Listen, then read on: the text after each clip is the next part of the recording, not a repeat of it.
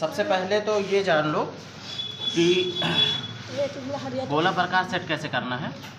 जो आपका ये राउंडर है, कई लोग पेंसिल इतने पर रख देते हो, कई लोग इतने पे कर देते हो। तो हमेशा ध्यान रखो जो इसकी ये नोक है और ये जो नोक पेंसिल की है ना, दोनों बराबर होनी चाहिए। क्या होनी चाहिए? ऐसे आप कॉपी पे रख के समझ सकते हो, ऐसे रख दो, ऐसे ये है ना बराबर, है ना। सीधा सीधा रखो गोला प्रकार, ऐसे इसको टाइट कर दो। अब देखोगे तो ये दोनों कर देना। सवाल कौन सा है? देखो, कह रहा है कि 2 साइड्स, 2 भुजाएं हैं जिनमें से एक है 6 सेंटीमीटर एंड 4.5 सेंटीमीटर। एक 6 सेंटीमीटर की है, दूसरी है 4.5 centimetre and an angle between them 120 degree. और इन दोनों साइड्स के बीच में जो कोण बन रहा है वो कितने का है? 120 अंश का है। करना क्या है इसमें? इसमें हमको बनाना है त्रिभुज। क्या बनाना है? त्रिभुज। त्रिभुज बना करके उनके वर्टेक्स से अपोजिट साइड पर खींचना है एल्टीट्यूड। क्या खींचना है? एल्टीट्यूड। देखो साफ साफ लिखा है, draw altitude of the triangle by given below sides. And angle मतलब साइड्स दिया है, किसी किसी में एंगल दिया है। जैसे इसमें देखो, इस पहले वाले में केवल साइड थी, इस वाले में साइड्स है और एंगल भी है ना। चेक इट मतलब इस बात को चेक करो दैट कि each triangle has concurrent altitudes. मतलब जितने भी त्रिभुज बनेंगे उन सबका जो एल्टीट्यूड खींचा जाएगा वो सब एक ही बिंदु से होकर जाएंगे। किसी त्रिभुज में 3 एल्टीट्यूड हो सकते हैं ना, वो ला बेटा पटरी स्केल। हाँ ये। अब देखो कैसे इसको करना है। एक साइड कोई सी ले लो, पहले 6 सेंटीमीटर वाली ले ले। कितने सेंटीमीटर? 6 सेंटीमीटर। तो 6 सेंटीमीटर हम ड्रॉ कर देते हैं पहले। यहाँ पे देखो ये 0 से यहाँ लाइन खींचा जाएगा, 1 2 3 4 5 6, है ना। बीच बीच में ये मिलीमीटर वाले खाने होते हैं। जैसे भी कहते था 6.2 तो पहले 6 तक जाते, फिर 0.2 वाला इन छोटे खानों को 2 खाने गिन लेते हैं। लेकिन अब वो कह रहा है केवल 6, तो हम 6 तक खींचेंगे। यहाँ है 6 ना, ये है ना। अब इसको हम यहाँ बिंदु बना देते हैं किनारों पर, ठीक। ये मान लो B है और ये मान लो C, ठीक। अब इसके बाद देखो पहली साइड हो गई, दूसरी साइड कितनी है? 4.5 सेंटीमीटर। अब 4.5 सेंटीमीटर साइड जो खींचना है वो ऐसे नहीं खींच देना है। उसमें कह रहा है कि दोनों साइड्स के बीच में 120 डिग्री का कोण बने। मतलब कि जो दूसरी साइड खींची जाएगी वो 120 अंश पे जाएगी। कितने पे जाए? 120। अच्छा, अगर सीधा सीधा खड़ा करते तो 90 पे जाता ना। 120 मतलब है यहाँ से कहीं से जाएगा। कैसे खींचते हैं 120 अंश का कोण? बहुत सिंपल है, पटरी प्रकार की सहायता से ही खींच लेंगे, चांदी की जरूरत नहीं पड़ेगी। ऐसे यहाँ पे देखो B को केंद्र मान लिया, ठीक है, इतनी त्रिज्या ले ली, ठीक। देख रहे हो ना, थोड़ा आधे से ज़्यादा है ना। एक चाप ऐसे लगा दिया, आधे से ज़्यादा नहीं रहेगी तब भी काम चल जाएगा फिलहाल इसके लिए। जब भी देखो हमने चाप जो लगाया अभी B को केंद्र मान कर लगाया, पहली बार जहाँ पे इसने काटा है यहाँ पे काटा है ना, यस सर, ठीक है। अब अगर यहाँ से आप पहला चाप मारोगे, जो पहले से चाप लगा था उस पर चाप मारोगे, तो जहाँ भी ये काटेगा ये पक्का है 60 अंश पे काटेगा। कितने पे काटेगा? 60। अगर यहाँ से हम मिलाएंगे तो 60 रहेगा। कितना रहेगा? 60। अगर थोड़ा इसका मैं बड़ा कर देता हूँ जो पहले वाला चाप था, क्योंकि ज़रूरत पड़ेगी आगे तक की, ठीक है। जो पहला चाप हमने यहाँ से मारा था, अगर यहाँ से अभी हम ऐसे लाइन खींच देंगे तो कितने अंश का कोण ये बनाएगा? यहाँ से 60 अंश का बनाएगा। तो इसका मतलब ये हो गया कि ये 60 पे चलता है।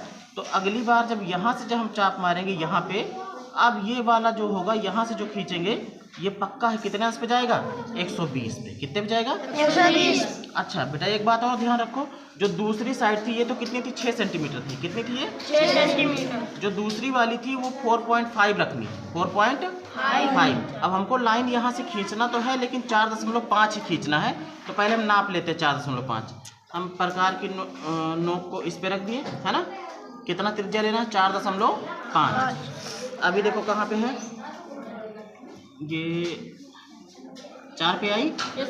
अब दशमलव के उधर वाला मिलीमीटर होता है ना, तो ये छोटे वाले खाने गिने जाएंगे, ये वाले 4.1 2 3 4, ये जो बीच में थोड़ा सा बड़ी है ये 4.5 है। अब ले लिया है इतना, है ना? ठीक है, तो कहने का मतलब ये है जो हमारी लाइन होगी वो 4.5 की ही रहेगी। ऐसे भी हम यहाँ से भी नाप सकते थे, देखो यहाँ से ऐसे रखते, यहाँ से रखते ना, इसी से होती हुई कितनी दूर तक खींचते, 4.5 तक, है ना? प्रकार में न लेते तब भी हो जाता। जहाँ पे काटा वहीं से खींचेंगे, यहाँ पे काटा ना, देखो ये बिंदु ध्यान रखना, ये वाला है ना, यहीं पे काटा था ना दोनों चाप, 120 अंश वाला। अब देखो मिल गया सीधा ना, 4.5 कहाँ पे, देखो 4 है ये, यहाँ पे 0.5 आएगा ना यहाँ पे, है ना? अभी ऐसे भी चेक कर लो, देखो ये 4.5 ही होगा, है ना? है ना? तो ये जो मिल रहा है ये समझ लो कि ए बिंदु है। अब त्रिभुज हमारा बन जाएगा, दो साइड मिल गई, इनके बीच का कोण कितना था, 120 अंश था, और यहाँ से इसको मिला दिया, ये तो बना भाई हमारा त्रिभुज। क्या बना? त्रिभुज। ये मान लो ए है, क्या है? ए। अब खींचना है इनके, देखो कितनी साइड्स हैं, ये ए बी एक साइड हो गई, बी सी दूसरी साइड, और फिर ए सी तीसरी साइड, 3 भुजाएं हैं, 3 शीर्ष भी हैं, एक ये वाला शीर्ष कोना, ठीक है, एक ये जो ये नोक है बाहर वाली, ठीक है, जो कोना होता है ये तो कोण होता है, ये जो बाहर की तरफ वाला होता है उसको शीर्ष बोलते हैं, ये ठीक है। ये 3 शीर्ष हैं, तीनों शीर्ष से हम एल्टीट्यूड खींचेंगे उनके सामने वाली भुजा पर। अब जैसे बी से हम खींचते, किससे? तो बी के सामने भुजा ये है ना, अगर इस पर शीर्ष लंब खींचेंगे तो कैसे खींचेंगे समझो, बराबर है, देखो कैसे खींचेंगे, बी को केंद्र मान लिया, है ना, इतनी त्रिज्या इसमें भर लेनी है कि इस वाली भुजा को सामने वाली भुजा के ये 2 जगह पे काटे। देखो अभी हम चला रहे हैं, यहाँ देखो एक काट रहा है, एक यहाँ काट रहा है ना, थोड़ा और भी कम कर सकते हैं, तब भी बस काटता रहे इतना लेना है। देखो अभी यहाँ पे काटा, फिर यहाँ पे काटा, है ना, थोड़ा नज़दीक हो रहा था, थोड़ा और बढ़ा लो, ये 2 जगह पे काटने वाला हमने चाप लगा दिया। ये किस लिए हो रहा है? अब शीर्ष लंब के लिए, अभी तक जो हुआ था त्रिभुज बनाने के लिए हुआ था, एक यहाँ काटा है और एक यहाँ। अभी देखना इससे इस पर शीर्ष लंब बनेगा, जहाँ पे काटा है वहीं पे फिर से प्रकार की नोक रखेंगे और एक चाप इस तरफ लगाएंगे और एक चाप इधर से लगा देंगे। दोनों ने काटा, यहाँ पे काटा है ना, ये है ना। अब बी से हम खींच देंगे इसको मिलाती हुई एक रेखा, ठीक। अब ये जो बी से इस पर एसी वाली भुजा पर खींचा गया है, ये क्या है? ये शीर्ष लंब है, एल्टीट्यूड है। क्या है? एल्टीट्यूड। इसी तरीके से अब हम सी वाले से खींचेंगे। किससे? सी वाले से। कैसे खींचेंगे? देखो थोड़ा सा कठिन होगा, समझो। जैसे हम सी को अगर केंद्र मान ले यहाँ पे ये, और अगर ऐसी त्रिज्या लें कि इसके सामने ये वाली भुजा है ना, सी के सामने कौन सी है? ए बी वाली। तो अगर इसको काटने वाली हम त्रिज्या लेते हैं, मान लो यहाँ पे तो काटेगा इसे, इधर लाओगे तो कहाँ, यहाँ पे कहीं दिख ही नहीं रहा है ना, यहाँ पे इसकी साइड नहीं दिख रही ना, तो हम क्या करेंगे? इसको बढ़ा लेंगे, ठीक है, डॉट डॉट करके बढ़ा लेंगे अपने आप से। इधर वाली जो है नकली रहेगी। क्या रहेगी? नकली भुजा रहेगी। ये ऐसे डॉट डॉट करके हम बढ़ा लेंगे, ठीक।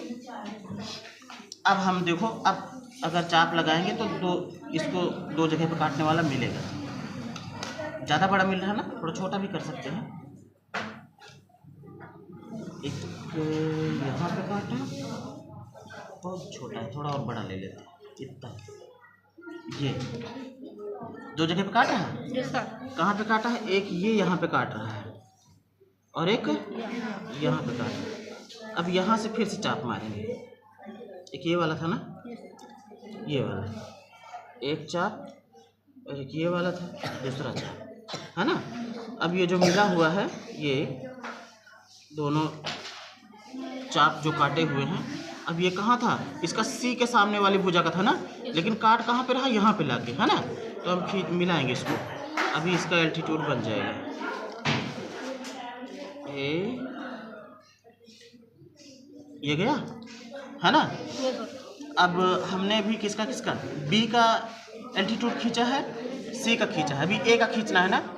ए के लिए इसके सामने भुजा कौन सी है, ये वाली है ना। अब इसको भी देखो यही हाल यहाँ है।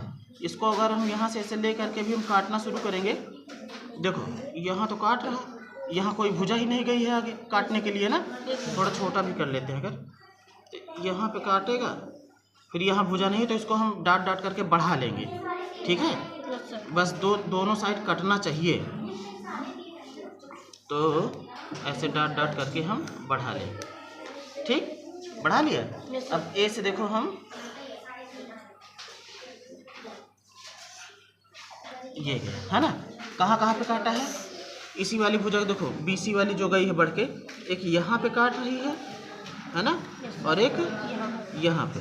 तो अब दोनों जैसे केंद्र मान के बारी बारी से फिर से चाप लगाएंगे। एक यहाँ लगा दिया और एक यहाँ। कहाँ पे काटा है, यहाँ पे है ना। अब ए का शीर्ष लंब खींचते हैं, ए वाला था ना ये,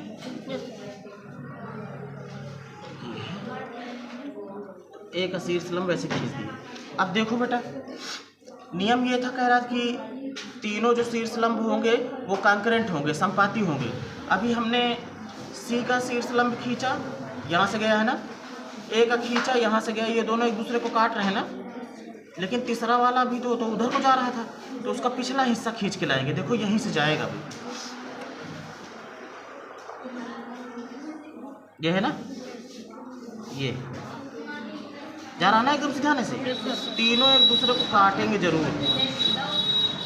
ये जो इसका शीर्ष लंब था बी वाले का, जो उधर को खींचे थे, अगर उसको पीछे की तरफ लाएंगे तो देखो ये शीर्ष लंब सी का था, बी वाला शीर्ष लंब ये वाला था, ए वाला शीर्ष लंब ये वाला था। तीनों एक दूसरे को यहाँ पर काटे हैं। इसी को कहते हैं कि जो एल्टीट्यूड्स हैं वो क्या है, कंकरेंट हैं। एल्टीट्यूड्स, जो यहाँ पे तीनों एक ही बिंदु से जा रहे हैं, इसी को क्या बोलते हैं, कंकरेंट, ठीक है ना।